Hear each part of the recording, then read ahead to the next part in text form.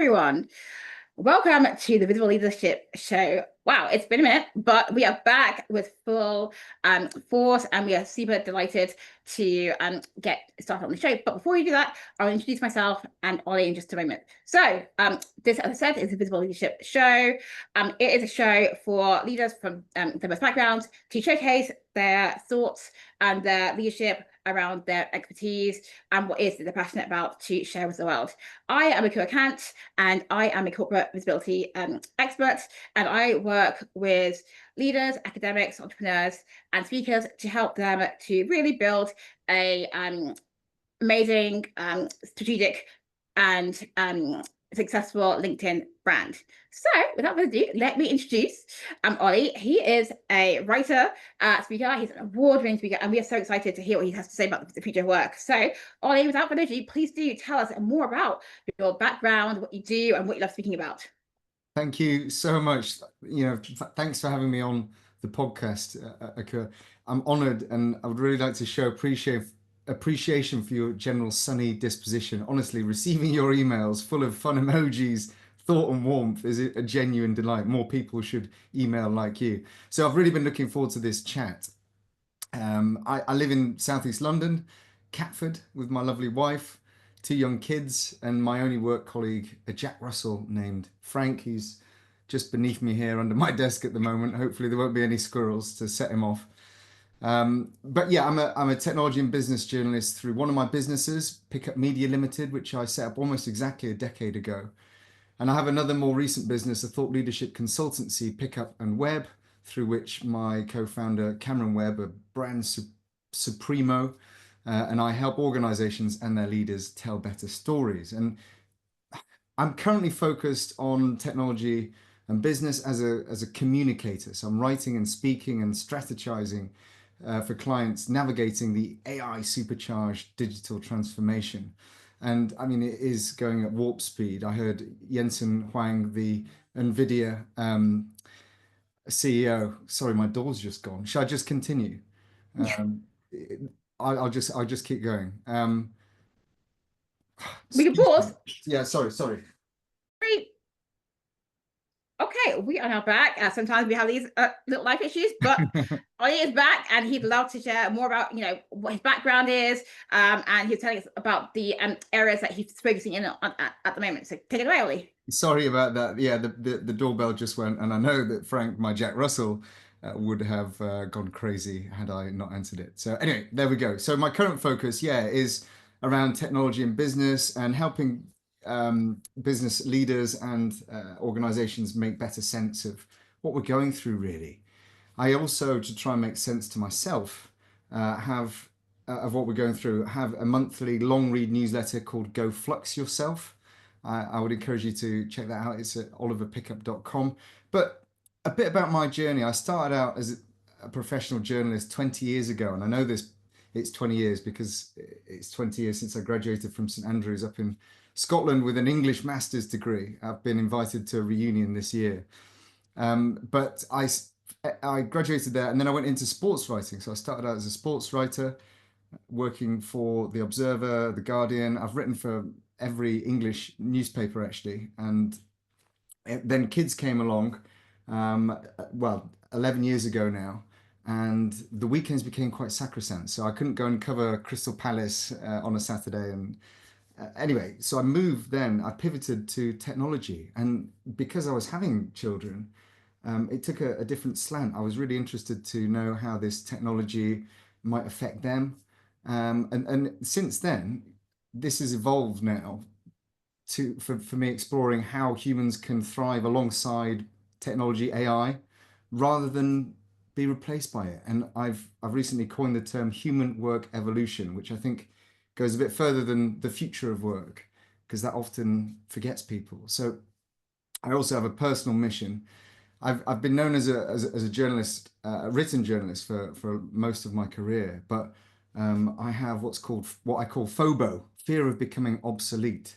So I've made a determination to go outside my comfort zone, and I've branched out into speaking, which is how we've been connected. And I'm really loving it. I'm really loving going outside my comfort zone. So if anyone's listening, thinking, "Oh gosh, what am I going to do?" Should I be a speaker? Yes, it's really good fun. It's such a buzz. So yeah, I've lots of speaking passions, I suppose, related to human work evolution.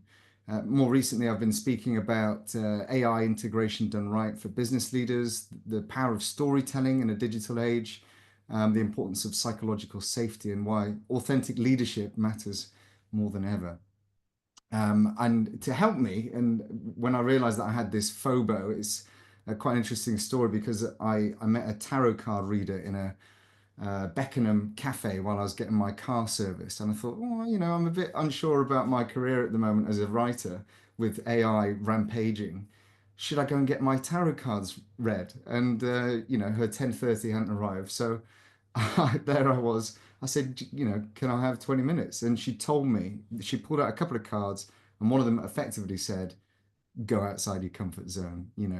And that really spurred me to create some values for, well, professional values and personal values. So I created the 𝘞𝘰𝘳 framework. It sounds like a Star Wars character, but it stands for community, health, and that's mental and physical, understanding, and interconnectedness. And that helps me sort of guide human-centered approaches in everything I do. Wow, that's a fantastic introduction, Ollie. And I think that one of the things that I want to pick up on with you is yes, everyone is talking about AI, everyone is talking about how we can use this effectively, but also where is its place? What's the ethics around AI? And the fact that as business leaders and in the workplace especially, it's not something we can avoid. But Yeah. how can we also recognize when it's appropriate, and when also we need to actually think about the human factors, or when humans are best as opposed to AI. So one question that I want to ask you about that is, you're talking about storytelling. So Mm. it's become so easy to obviously use your favorite AI to help you to be a better speaker, talker, communicator, etc. That's great, love it. I am not liking that. I do use it myself. But what I want to ask you is, where is the line between us, using it as an assistant as opposed to Yeah. outsourcing our voice to the machine? What are your thoughts Yeah. on that? Well, it's interesting actually. I have to have my finger quite close to the pulse of tech trends and cultural trends as well. And I've really noticed, especially on LinkedIn, there is just a saturation of AI. So obviously, AI posts, almost as many AI videos these days as well. And actually, the more interesting posts these days are those people saying this wasn't written by AI. And so it's interesting that we're starting to see a backlash, especially on LinkedIn, actually, which I think is just drowning in AI, and also, paid ads as well. It's changed significantly. So it is quite hard to um, find your voice as a leader. But I think if that sort of authenticity shines through, and at the moment it may be commenting on, AI and wanting that authenticity there as well. So you've got to sort of bend and flow with the trends. But there really does feel as though there's a bit of a backlash against AI, certainly on LinkedIn at the moment. But we're not just experiencing the future of work. We're going through human work evolution. So as a society, it's interesting how we will respond to AI. And again, I think that's changing. But I believe that our success depends on amplifying our most human qualities while collaborating with AI.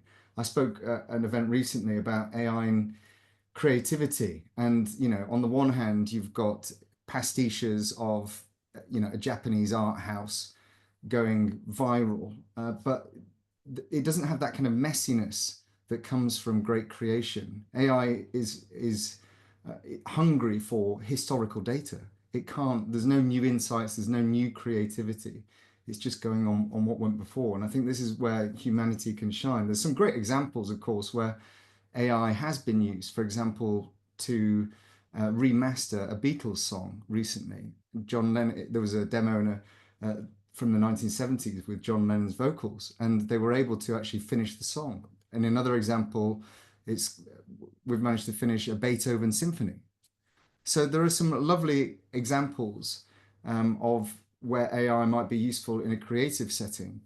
And I think in work, yes, it's very good for efficiencies. And, I use it, for example, as a journalist. One of the most boring things that I have to do is transcribe. I'm not very quick at transcribing. I just find it dull. Now I can just feed it through um, an app, and it will spring up 5 minutes later a brilliant version. So that saved me a lot of time. So I think it's just about finding where your level of comfort, but also being aware of the kind of the potential consequences of relying too heavily on AI. We're getting to the point now where people are talking about their skills degrading. So whether it's a sort of as a writer, you know, are your skills being degraded because you're focusing and relying too much on AI platforms? And there are other examples where, we are degrading our skills. However, we're learning new skills. So it may be, prompt engineering, you're improving at. So I think it's just about being aware and learning about how best to use AI. There's a saying which is probably, I don't know if it still carries, but AI won't take your job, but someone who knows how to use AI might take your job. So I think I'm kind of still there with it.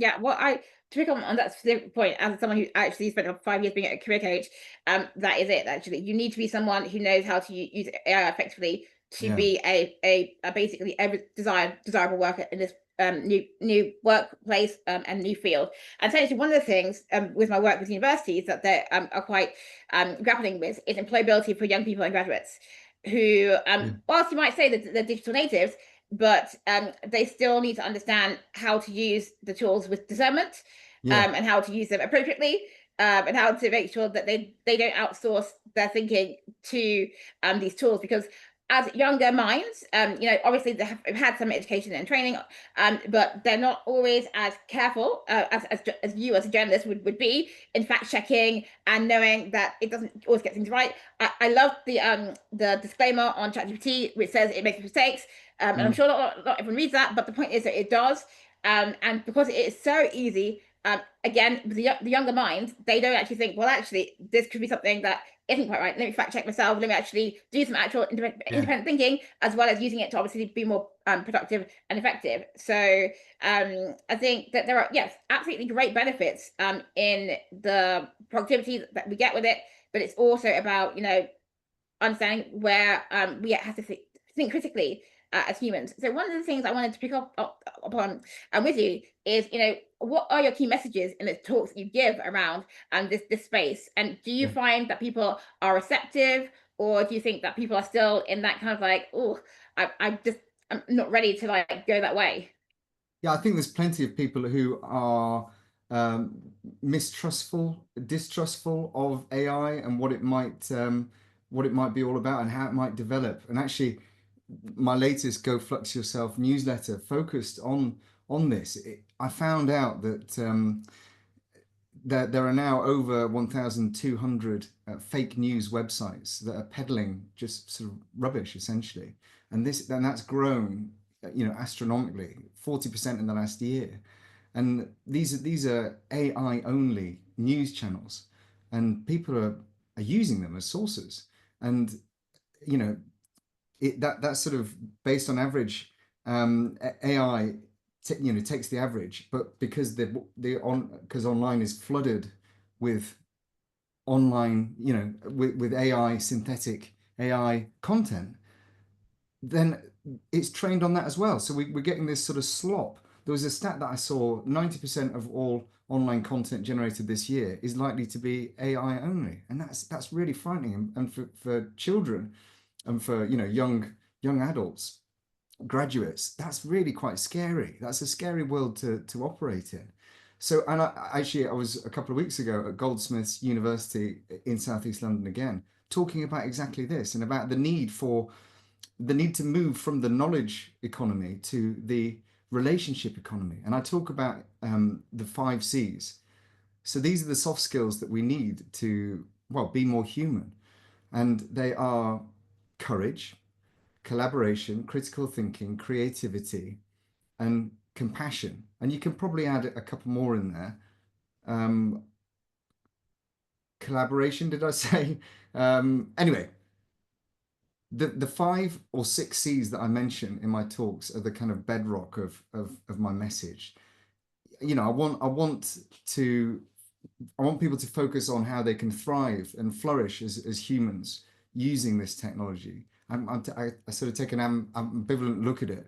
I explore the intersection, how to be more intentionally human in an increasingly digital world.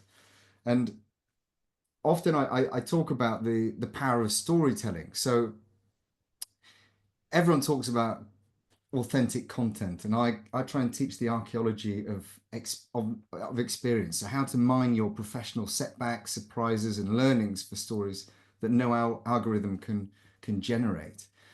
I also look at leadership, the leadership model for human-centered AI implementation.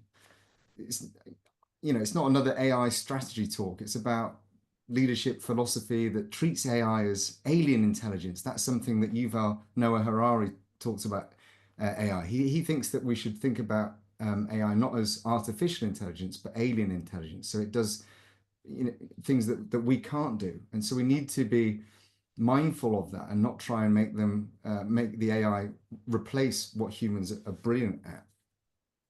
And part of this, I urge people to be kind explorers, approaching technology with curiosity while maintaining that compassion for human impact.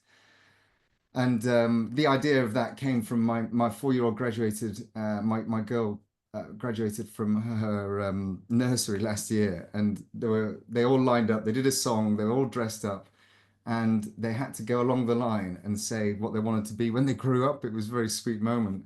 So we had a dancer, and then we had another dancer, and we had 5 dancers in a row, obviously just copying what the previous person had said. There was a ninja, there was a pirate, and then it got to my girl, and she said explorer. And in that moment, I thought, wow, yeah, actually, we all kind of need to be an explorer, a kind explorer, to understand, you know, what we're going to be doing and how to approach AI. You know, the question isn't whether AI will replace humans, it's whether leaders will create environments where AI amplifies human potential rather than diminishing it. And I also talk about how I talk about return on humanity, so not ROI, ROH, and why your bottom line is no longer just a number. So this flips the traditional ROI metric to show how human flourishing drives superior business outcomes in measurable ways. I like to, well, I don't like to, but I do talk about the loneliness epidemic that we're currently in. We're in this paradox where amazing technology makes us less connected with our friends. So this is costing the UK 23 billion pounds a year, that relationship decay. And, you know, if someone feels lonely, it's the equivalent of smoking 15 cigarettes a day. That's how bad it is for your health. And I also mentioned the rise of AI companions, so AI boyfriends and girlfriends. At the last count, there were 225 million. This is a strange world we're living in. Yes. I mean, as the father of 2 young children, that really frightens me. Yes.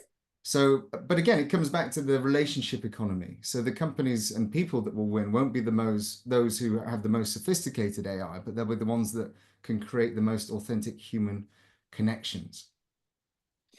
Yes, so I want to pick up on that point, and an irony of this, I guess, AI world that we're living in is that you know, people are obviously like generating content easily and quickly, and you know, there's a certain I guess level of perfection that the AI generated content produces, not insofar as, you know, it is like humanly artistically creative, but it's perfect in the sense that, you know, it makes sense generally, and it is, you know, it doesn't have any mistakes, to the extent where we're having people intentionally making mistakes in the opposed to let people know that they wrote it themselves. I find it hilarity as someone who's dyslexic who makes mistakes all the time, and in years gone past people would be like literally messaging me saying, Ekua, you've made a mistake in your post, but now they're like, oh, she's human, she's there. Embrace it. It's a superpower. It is a superpower.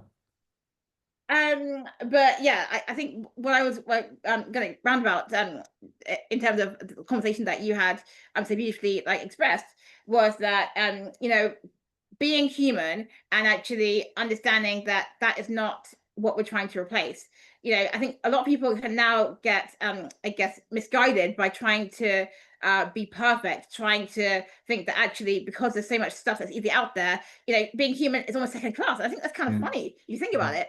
How can be like the most like creative and amazing beings that we have in this world be second class to a robot? Yeah. I Well, mean, exactly. what are your thoughts there? Well, this is it, and this is particularly with from looking at it from a creativity angle. It's the difficult, going back to AI companions that are, let's say, perfect. So you can have an AI boyfriend or AI girlfriend that will, be perfect for you. But actually, it's those complex relationships, it's those difficult situations, it's that sort of messiness from where great creativity is spawned. I suppose on the one hand, if you're allowing AI to do, low-hanging fruit tasks for you, monotonous routine tasks, in theory, you should have more time to be creative. But I think what we're at risk of doing is spending that time using AI more. And that's what we've got to sort of be, there's got to be guardrails there. You've got to be disciplined with yourself to allow that creativity, to allow that authenticity, to, give space for that thinking time, essentially. There's the famous phrase, writing is thinking. But if you're outsourcing your writing, then you're not doing any thinking. So yeah, I would encourage everyone to make some time for yourself to really, keep sparking. Yeah, I mean, I like to say, don't outsource your humanity to AI and robots, essentially.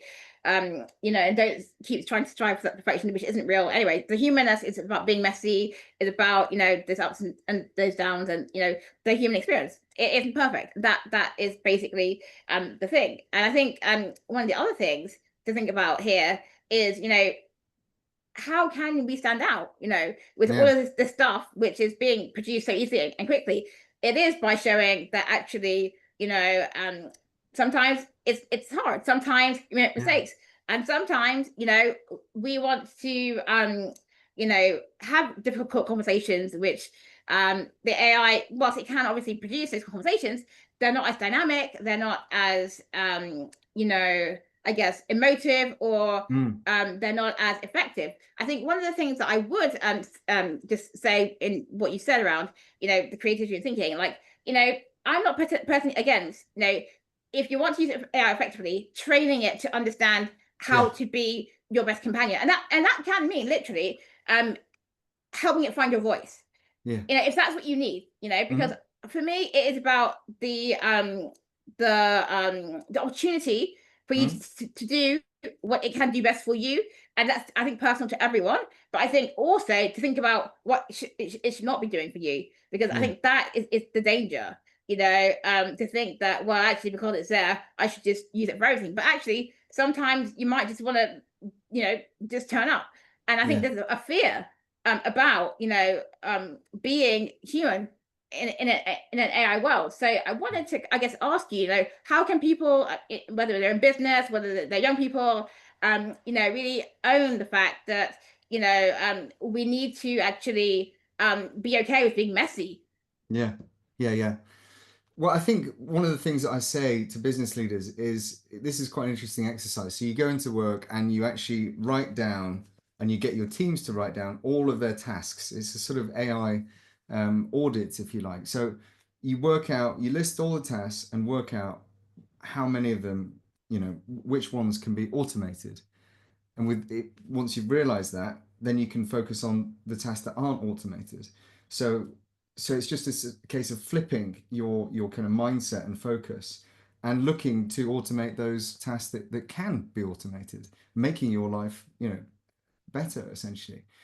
But how do we navigate it? Well, this is it. Everyone is struggling through this. I think no one has a sort of definitive answer, but at the moment. And this is why my newsletter is called Go Flux Yourself, because it is an era of incredible change. And what I will say is, connecting, networking, which is something that you're brilliant at, is exactly where we want to be. You've got the point, we've reached the point where people are sending emails using AI, they're receiving emails using AI, it's summarizing them using AI. We've lost that sort of connection digitally, I think, and we're at risk of eroding it further for our children, and having this sort of confected life online that no one's actually really engaged with. So I think, being more human is about connecting with your neighbors, with your friends in person.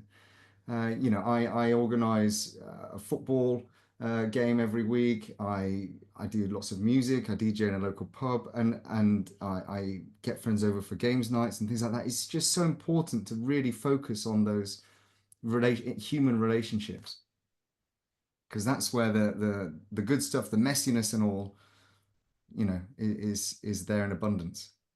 Yeah, no, I definitely agree. I definitely agree. So if we're thinking more about, what makes people know that when you've done a talk that you've been there, like, do you have any particular phrases? Do you have a particular party trick? Let us know, Ollie. Well, it is a party trick. I don't know. I do like to, when I get on the stage, before I introduce myself properly, I do like to ask the audience something and get them to interact in a way. A recent event, at the one I mentioned at Goldsmiths, I asked people, and I can ask you this now, actually, Ekua, what's your favorite day of the week and what's your favorite hour of that day? Okay, favorite day of the week. Or favorite Wednesday. time of that day. Favorite time of that day, I should say. Yeah. Time of the day. I'd say about 7. 7 on a what day? Wednesday. On a Wednesday. So why is that? Well, because I've had about an hour up. I've I've had some time to think and like get myself mentally ready for the day. And then I'm like hitting like some great things that I'm doing before I make my other half up and do part 2 of the morning. But 7 a.m. on a Wednesday, that's great. Almost slam in the middle of the week. You see, mine's about 8:25 on a Tuesday, just as I'm about to go and play football in the evening with my mates. I wouldn't tell my wife my favorite time and day of the week there, so hopefully she might not tune in for this. But yeah, but it gets the audience going. So I quite like to Yeah. sort of get the audience thinking, and actually often when you ask people that question, for example, you get an insight into their life, and it sparks conversations. So I do like to leave people thinking, oh yeah, these are some things I could be doing. These are some better questions I could be asking, whether it's for networking, whether it's at work. And yeah, I offer good takeaways, hopefully, and often I hang around, and I love the interaction with the audience afterwards as well, because that's often where there's great conversations, but also good material that I can use to make my next presentation better. Yeah, definitely. I think that having that engagement with your audience, and engaging them with them to think, to get their own words, and to kind of understand, how are they receiving your material is really, I think, fantastic. I think as speakers, like, part of our like craft is to be like always learning, and is for us to like be really like getting that continual feedback and thinking about, okay, how can we get better, and also how can we like keep the things that are just really just working for us, which is Yeah. like really great. So as we're already on this topic, I was thinking, like, when you think about learning your craft and kind of like keeping yourself upskilled, like, what is it that you do? Is it like research? Is it Yeah. networking? Like, how do you keep yourself like being the amazing speaker that you are? Well, yeah, I mean, you have to get busy on LinkedIn. You have to, when you're speaking, I mean, you're very good at this. So you understand a speaker must be, visually important. So your emphasis on leaders needing to be visible has reinforced my belief that authentic voices matter more in the AI age. And I understand again from you that how you can build your platform. So speaking isn't just about the stage, it's about building a movement around, in this case for me, human work evolution. And networking is vital here as well. So the speaker community that you've built, again, shows how collaboration over competition creates better outcomes for everyone. And again, I think you've really helped with my confidence, and your guidance on owning our experiences and expertise has helped me position myself as the go-to, hopefully, speaker of human-centered AI adoption.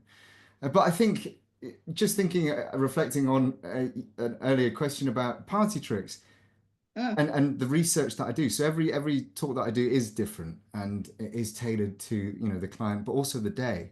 The last one I did happened to be on Alan Turing's birthday, 113 years previously. Alan Turing, you know, the great mathematician, on who's the godfather, if you like, of modern computers, and he sort of predicted AI. We have the Turing test, the imitation game that measures whether a technology can pass as a human. And I think a lot of technology actually has used the Turing test.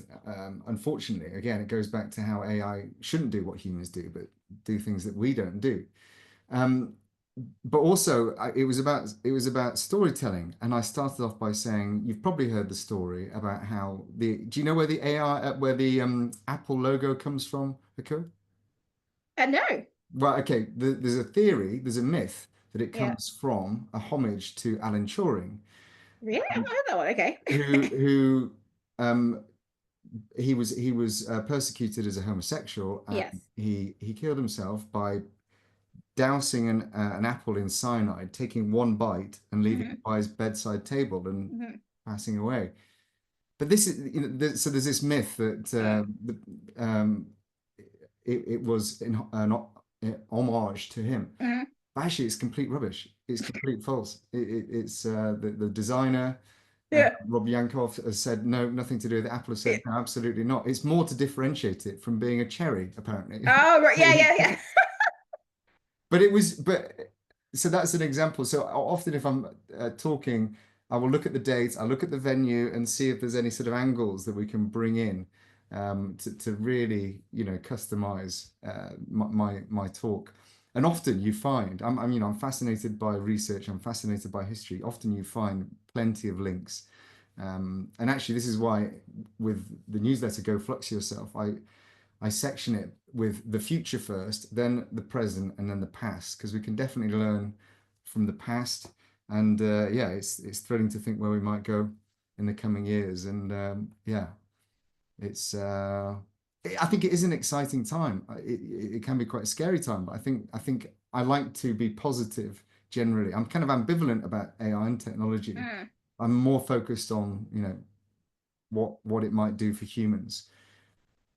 And not what it might do to humans. Yeah. Well, You know? Yeah. No, I agree. I think that there's a lot of possibility with AI, which is really brilliant. But then there's also, I think, thinking for humans to do about how that possibility can be shaped. You know, like we don't have time to go into this now, but like ethics, bias, all kinds of things, you know, can and need to be worked out, and it's still being worked out as we are using the technology and things are, you know, steaming ahead. But I think that those things should not be overlooked, because the irony of the machine is we are making the machine and we're inbuilding those biases. So we just need to be aware of that. And no system is clean. You know, as much as obviously it is trained on, you know, a range of sources and materials. Again, who chooses those sources and materials? What perspectives are they, you know, highlighting, etc. All of that good stuff. So we also need to just remember that it is not a perfect system, even though it seems, you know, so I guess almost perfect, but it isn't. We have to recognize that that is something that we will continually have to bear in mind and think about. How can we actually choose to break the boundaries of you know, the human thinking with the technology that we have? How can we actually you know, invent ways of being, you know, more open to different perspectives than what where we're currently at? Because actually that could really potentially unlock us solving like massive human problems. But one thing I just wanted to wrap up with before we finish the show is about, you know, event bookers and organizers are obviously looking for speakers, and you know, and they want to know, you know, what's unique about you. You know, why should they come to you as the expert or go-to person in your field? Like, is it your framework? Is it Yeah. particular perspectives that you have between journalism and the other work that you've done? Give us a flavor of like, why your stuff should be at the top of the pile. Yeah. So as a technology and business journalist, I have great visibility of what every organization is grappling with at the moment, and this is sort of AI integration. So I will provide the frameworks and tailor my talks to an occasion, to a business, to a day, to an organization.